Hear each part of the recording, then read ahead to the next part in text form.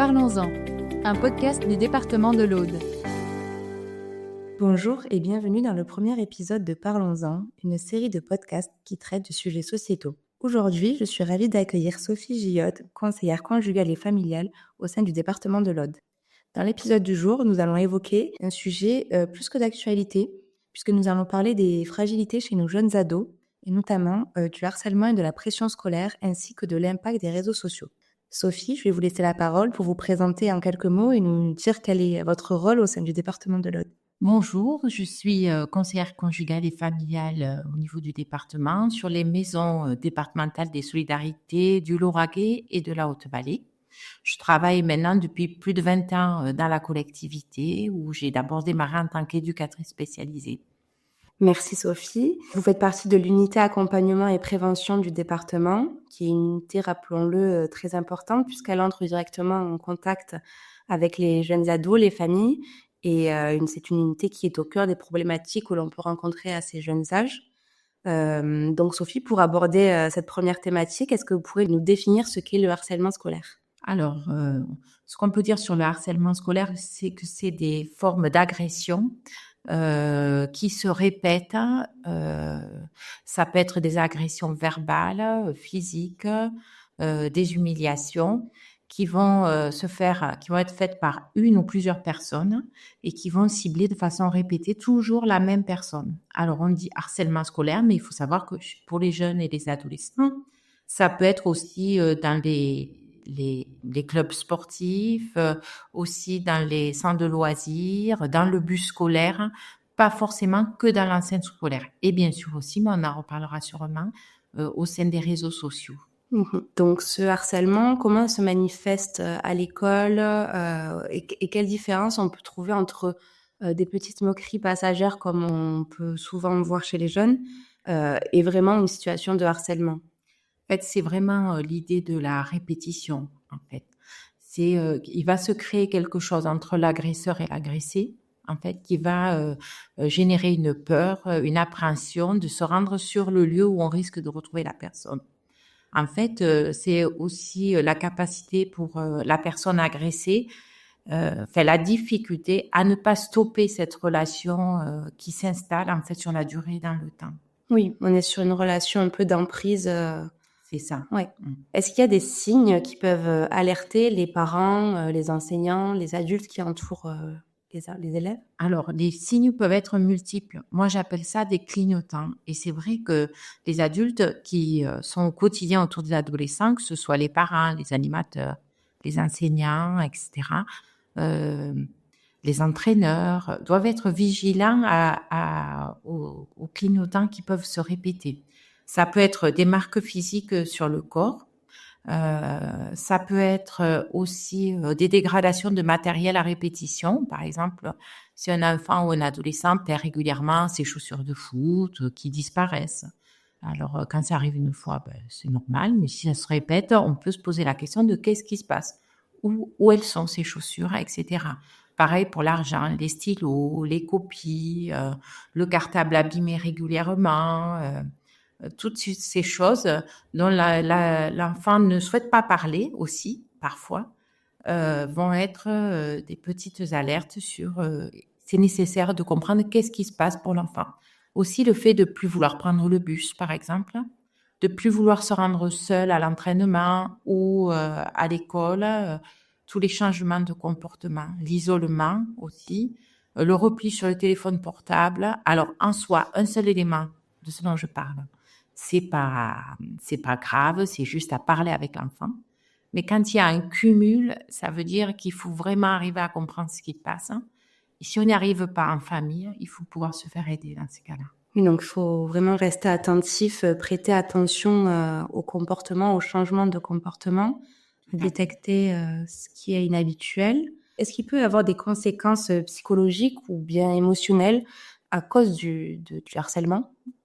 C'est sûr qu'un harcèlement qui dure dans le temps peut avoir des conséquences parce qu'en fait, ça amène un climat d'insécurité au quotidien pour l'enfant ou l'adolescent.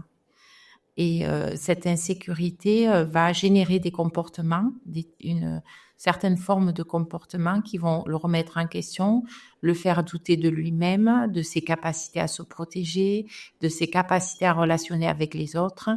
Et donc, souvent, ça entraîne un repli sur soi, mais aussi euh, des actes de scarification, par exemple, ou le fait de se faire du mal à soi parce qu'on se sent totalement responsable et seul responsable de ce qui se passe et de ce qu'on subit.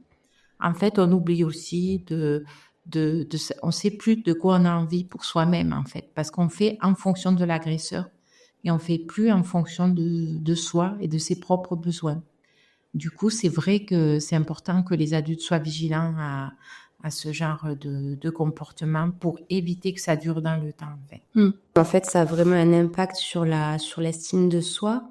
Ça peut aussi engendrer des petits problèmes au niveau de la réussite scolaire. Et sur le long terme, ça peut aussi avoir des troubles sur la santé mentale de manière plus générale. Vers qui on peut se tourner pour demander de l'aide? Vers qui les parents peuvent se tourner? Comment on fait pour aider les personnes dans ce genre de situation? Alors, c'est vrai que la priorité, c'est de ne pas rester seul. À partir du moment où on voit qu'on est un peu débordé par la difficulté en tant que parent, il ne faut pas rester isolé. Je dirais qu'il y a plusieurs personnes et plusieurs services qu'on peut solliciter. Donc, dans un premier lieu, c'est les adultes qui sont responsables de l'enfant sur le lieu où se déroule le harcèlement. C'est très important d'être en lien parce que c'est aussi la responsabilité des adultes de faire stopper ce type d'attitude.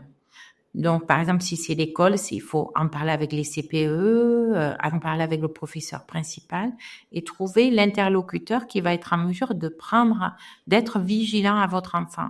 Ensuite, il y a des services comme le nôtre au sein du département, au niveau de l'unité accompagnement prévention, donc où on peut rencontrer en sollicitant les maisons départementales de solidarité, les psychologues ou les éducateurs spécialisés et les conseillères conjugales et familiales qui peuvent, chacun avec leurs compétences, venir vous soutenir et vous aider à trouver des solutions à ces difficultés.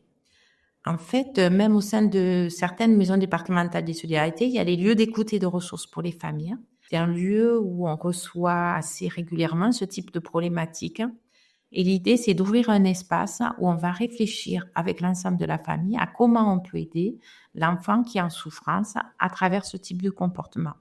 On va travailler, nous, plus particulièrement sur la façon de relationner dans la famille pour venir soutenir l'enfant en difficulté et aider les familles à penser des solutions.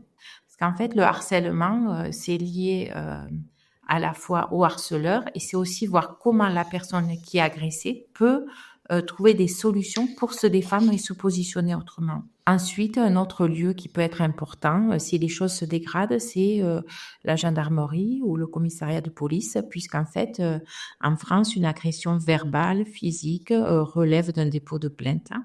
Et quand les choses se répètent et qu'il n'y a pas de façon de stopper ce type de comportement à travers des méthodes éducatives, les adultes qui relationnent avec les enfants, en fait, il peut être important de porter plainte. On a parlé de vigilance et d'apporter une réelle attention aux signaux qui peuvent en dire long, de garder le lien de communication avec quand on est parent avec ses enfants, quand on est corps enseignant avec les élèves. Ça m'amène du coup à amener cette deuxième thématique qui est la pression scolaire.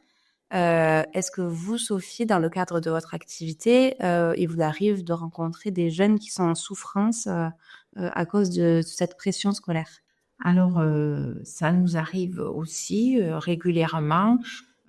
Je dirais en particulier des situations où les familles se sentent un peu désemparées face à un enfant ou un adolescent qui refuse de retourner à l'école, par exemple.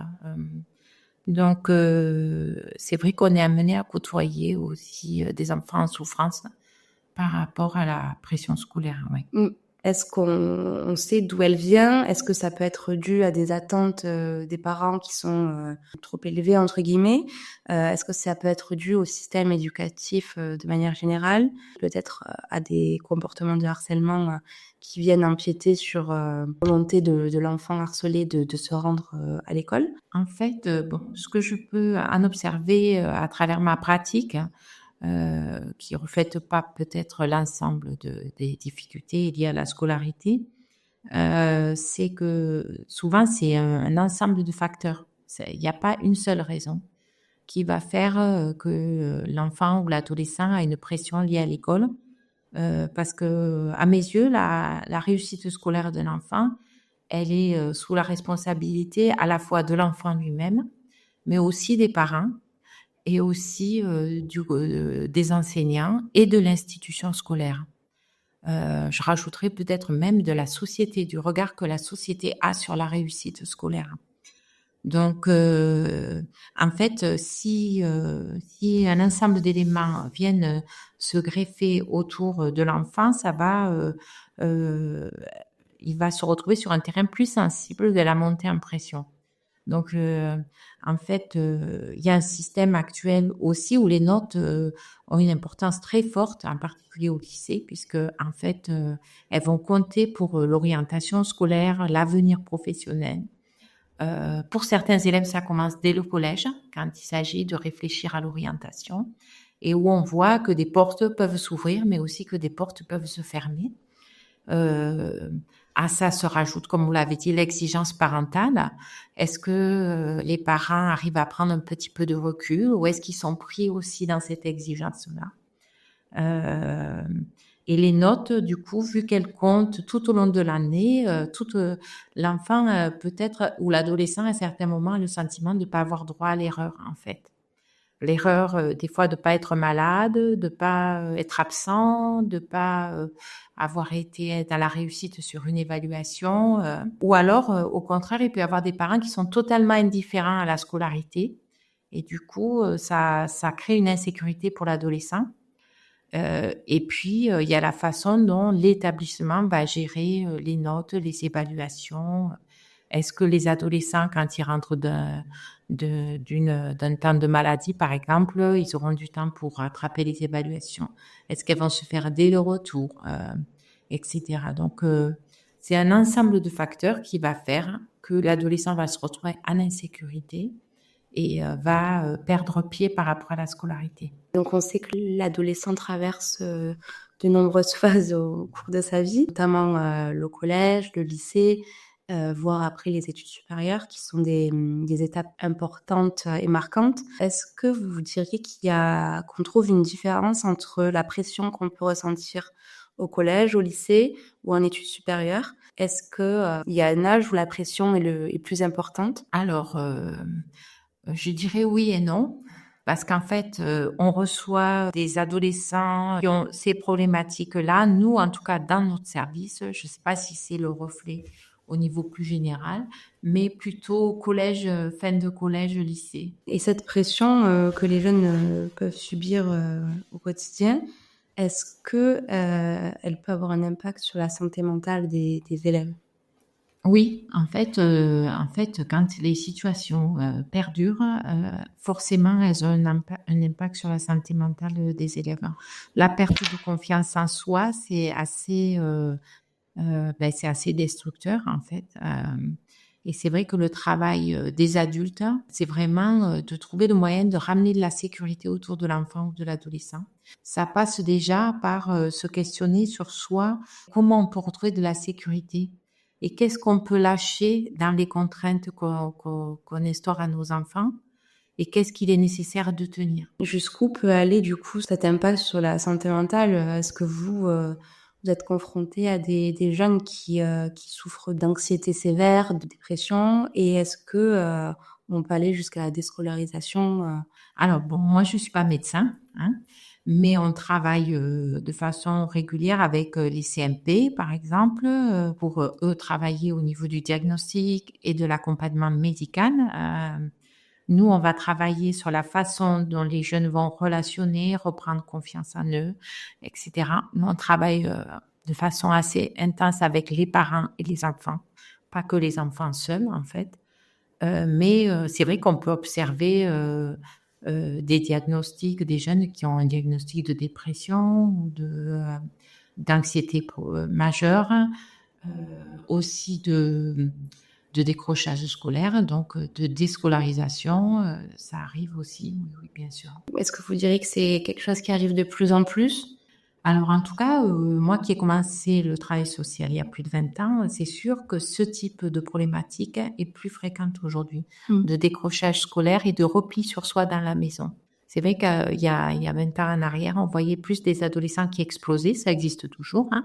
Et là, il y a une partie des adolescents qui continuent à avoir ce type de comportement, mais il y a une autre partie des adolescents qui se replient sur eux-mêmes et qui restent chez eux, enfermés, parfois en addiction avec les jeux en réseau, etc. En tout cas, ce qui est sûr, c'est que l'échec scolaire, c'est pas quelque chose qui personne n'apprécie d'être un échec scolaire. Et je crois que ça, il faut en avoir bien conscience. Et qu'en fait, un jeune qui est en échec, il va mettre en place des stratégies pour supporter l'échec, en fait. Mais un jeune qui est en échec, soit il quitte l'école, il veut plus aller à l'école, soit il va se montrer d'une autre façon dans la classe, dans le groupe classe, soit il peut avoir aussi des attitudes agressives envers les adultes qui l'accompagnent dans la scolarité. Mais en fait, il faut avoir bien conscience que quand on est en échec, c'est pas agréable, quoi. Tout le monde le sait, mais en fait, c'est difficile de se connecter à la réalité de l'échec quand on est face à un adolescent qui passe à l'acte, en fait. Voilà, donc ce qui est important, c'est se reconnecter à qu'est-ce qui fait qu'il a un échec. Et je pense d'ailleurs qu'il est important quand les enfants ou les adolescents sont en difficulté scolaire de faire un ensemble de diagnostics liés aux troubles des apprentissages. Parce que parfois, si on le prend tôt, il suffit de mettre en place des aménagements qui vont limiter l'échec, limiter le sentiment de se sentir nul et permettre à l'enfant ou à l'adolescent la réussite, en fait, quand on a trouvé les adaptations nécessaires. Avoir un trouble de l'apprentissage, c'est pas avoir une maladie ou avoir un problème, c'est juste que la façon dont fonctionne notre cerveau est pas adaptée à la réalité des apprentissages de notre société aujourd'hui. Donc, c'est légitime de demander dans ces cas-là des adaptations qui vont permettre à l'adolescent ou à l'enfant de suivre une scolarité normale et surtout d'être dans la réussite et pas dans l'échec. C'est vrai qu'aujourd'hui, on ne se rend pas vraiment compte de la pression qui peut survenir chez les jeunes et qui peut avoir un réel impact sur les études, mais au sens plus large, sur le comportement de manière générale. Je suppose que les réseaux sociaux ont un fort impact sur ces deux thématiques précédentes qui sont le harcèlement et la pression scolaire. Quel rôle joue-t-il sur ces sujets-là? Alors en fait, les réseaux sociaux, c'est quelque chose avec lesquels on est obligé de faire avec, mais c'est peut-être pas qu'un mal. Il y a des avantages aussi aux réseaux sociaux. Tout n'est pas négatif en fait. Moi, j'ai tendance à comparer les réseaux sociaux comme la rue, un quartier, une ville dans laquelle on est amené à vivre et où on apprend à fonctionner dès le plus jeune âge, en fait. C'est-à-dire, c'est vrai que ça va de soi d'apprendre à nos enfants à traverser la route. Ça va de soi d'apprendre à nager à nos enfants pour qu'ils soient en sécurité quand ils vont dans l'eau, etc. Bon, on pourra en citer plein comme ça. Et en fait, il est indispensable d'apprendre à nos enfants à utiliser les réseaux sociaux, à savoir poser des limites, à savoir qu'est-ce qu'on va voir, qu'est-ce qu'on écoute. Alors, ça a des avantages, hein, les réseaux sociaux, parce que par exemple, je vois, il y a des groupes classes. Alors, avantage, inconvénient, groupe classe. Parce que avantage, on va s'aider, il va y avoir une solidarité, on se partage des informations, on se rappelle des choses, on peut même communiquer avec certains professeurs, etc. Donc, quand c'est fait avec bienveillance, hein, ce qu'il faut savoir, c'est que la majorité du temps, c'est fait avec bienveillance. Tout va bien. En fait, c'est quelque chose qui va être soutenant. Et puis, parfois, quelquefois, ça peut arriver que ça soit utilisé à des fins nocives, on va dire, en tout cas qui font du mal à des gens. Et ça, c'est un problème, en fait. À partir du moment où on disqualifie quelqu'un, que ce soit dans la vraie vie en réalité ou sur les réseaux sociaux, en fait, on abîme la personne qu'on disqualifie, en fait.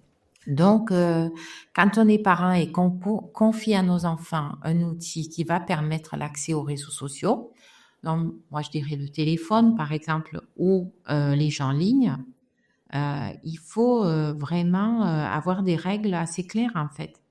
Il faut vraiment être présent à son enfant comme on est présent quand on l'aide à traverser la route jusqu'à ce qu'on puisse repérer qu'il est en mesure de s'auto-gérer tout seul.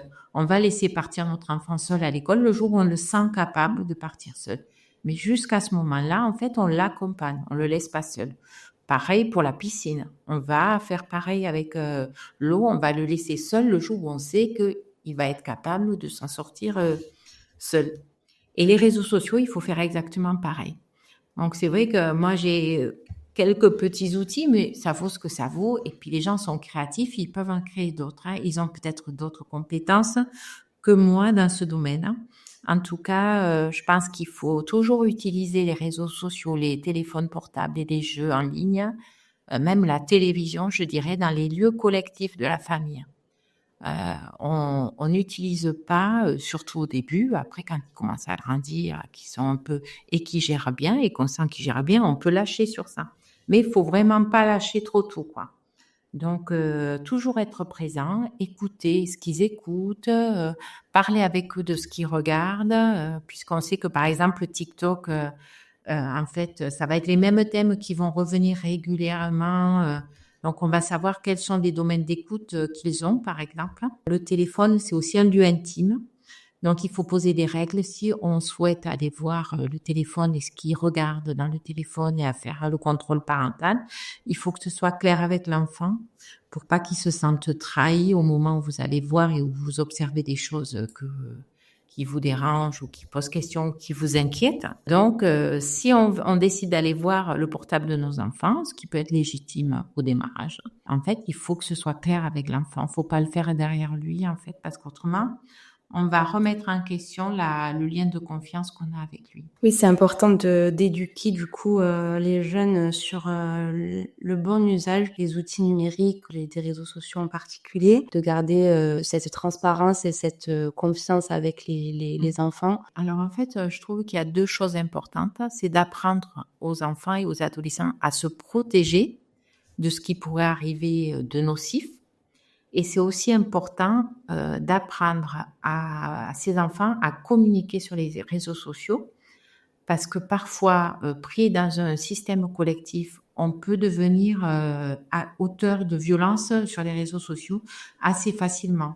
On peut aussi devenir auteur de harcèlement parce qu'on va rire d'une photo, puis d'autres choses. Et souvent, aujourd'hui, les parents ont conscience du risque pour leur enfant, mais n'ont pas toujours conscience que leur enfant peut aussi être auteur de violences ou de rediffusion d'images qui sont pas respectueuses, etc. Il y a une vigilance à avoir dans les 2 sens. Nos enfants ne sont pas que des anges. Ils le sont, mais pas que. Donc du coup, il faut quand même avoir conscience que nos enfants peuvent faire du mal à d'autres aussi. Et ça, c'est à nous en tant que parents, de poser des limites et de le parler, d'expliquer, de générer de l'empathie. Est-ce qu'on aimerait qu'on nous dise ça à nous Moi, en tant que maman, j'aimerais pas on parle de toi comme ça sur les réseaux. Je n'accepterai pas. Donc, je veux que toi aussi, tu respectes les gens avec qui tu parles et ce que tu dis, etc. Donc, je pense que les vigilances des 2 côtés, quand on est parent, on doit apprendre nos enfants à être respectés, mais aussi à respecter. C'est bon pour les réseaux sociaux, c'est bon pour la vie en général, hein, et avoir bien conscience que nos enfants, ils sont parfois un peu dans les 2 versants. Hein. Le harcèlement en ligne est encore plus violent et virulent car il se fait 24 heures sur 24. En fait, il ne s'arrête plus à la porte de l'école. Par rapport à ça, je voulais dire que ce qui est important aussi pour les parents, c'est de limiter le temps d'accès aux réseaux sociaux dès qu'on leur donne ces appareils. Parce qu'en fait, s'ils ont l'habitude, les enfants et les enfants, à ce que ce soit limité dans le temps, apprendre la frustration, c'est un truc qui s'apprend. La frustration, donc c'est sûr qu'au démarrage, les enfants, quand ils ont accès à ces outils, quand ils s'arrêtent, ils sont frustrés. Du coup, il faut mettre des règles assez claires sur comment on arrête et combien de temps on laisse pour que les enfants puissent faire quelque chose de leur frustration. C'est très important cette question-là en fait parce que dans les relations aux autres après dans la vie en général, quand un adulte ou un être humain qui sait réguler ses frustrations, ce sera quelqu'un de plus agréable à vivre que quelqu'un qui a du mal à gérer ses frustrations. Donc, on n'est pas égaux par rapport à ça. Tous les êtres humains ne sont pas égaux. On peut avoir plusieurs enfants dans une fratrie et il y en aura un ou deux qui auront plus de mal. Mais c'est pas grave, ça. Il faut se faire confiance en tant que parents. On a une responsabilité à les accompagner dans cette gestion de la frustration.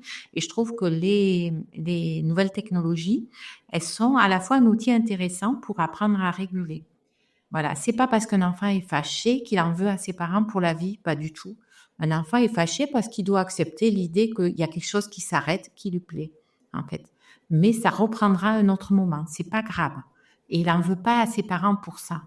En fait, plus tôt on apprend à stopper, plus facile ce sera après de le réguler dans des moments où on est adolescent. Ça sera entrer dans les mœurs familiales.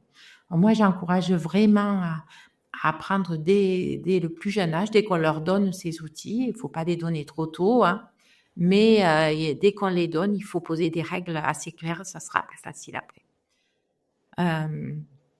Et parce que d'ailleurs, à l'adolescence, c'est important de couper, par exemple, à une certaine heure, on coupe les réseaux pour aussi éviter, limiter le temps de nocivité si c'est nocif, les relations qu'ils tissent sur les réseaux, ça permet de limiter un peu dans le temps et à l'adolescent de respirer.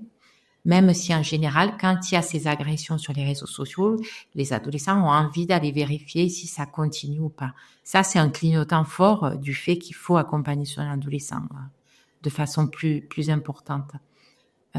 Voilà. Donc, moi, je suis pas très favorable à laisser tous ces outils en accès libre la nuit, encore moins. Voilà. C'est d'autant plus important que les réseaux sociaux peuvent aussi être une pression supplémentaire quant au paraître et à la réussite. Les réseaux nous donnent souvent une image lisse et parfaite qui ne reflète pas du tout la réalité. En fait, c'est sûr que ça peut avoir une influence forte, surtout si parce que l'adolescence, c'est une période un peu de vulnérabilité où on se cherche, où on essaye de voir à qui on peut ressembler. En plus, les pairs à ce moment-là, donc les gens du même âge, ou dont on peut se sentir proche, ça va avoir une influence très forte. Donc, en fait, je reviens toujours à ça, mais le seul moyen de pouvoir donner un contrepoint à ça, en fait, c'est le fait de communiquer, d'aider nos ados à réfléchir. Moi, j'ai la chance d'intervenir dans certains établissements scolaires pour parler de comment on relationne les uns avec les autres et comment on se respecte dans les relations. Et je mesure que les jeunes, quand même, sont rassurés par des valeurs de bienveillance et de respect. Donc, je pense que c'est important de vraiment communiquer avec eux. Ils perçoivent très bien les décalages quand on communique avec eux. Ils repèrent quand même certaines aberrations. Voilà. Donc, c'est important de les nourrir et de les aider à réfléchir et qu'il y ait un contrepoids à la fois dans la société et à la fois dans les adultes qui les entourent, mais aussi dans les pairs, par exemple. Entre eux aussi, ils peuvent se dire des choses qui peuvent les faire évoluer, penser en fait. Plus on leur donne de la connaissance quand même aux ados, et plus ils auront la capacité de lutter contre toutes ces représentations fictives. Il faut leur faire confiance en fait, parce qu'ils ont des capacités, mais il ne faut pas leur donner que ça en nourriture. Moi, je trouve que par exemple, si un ado n'est que sur les écrans tout le temps, c'est une alerte réelle, c'est une mise en danger en fait.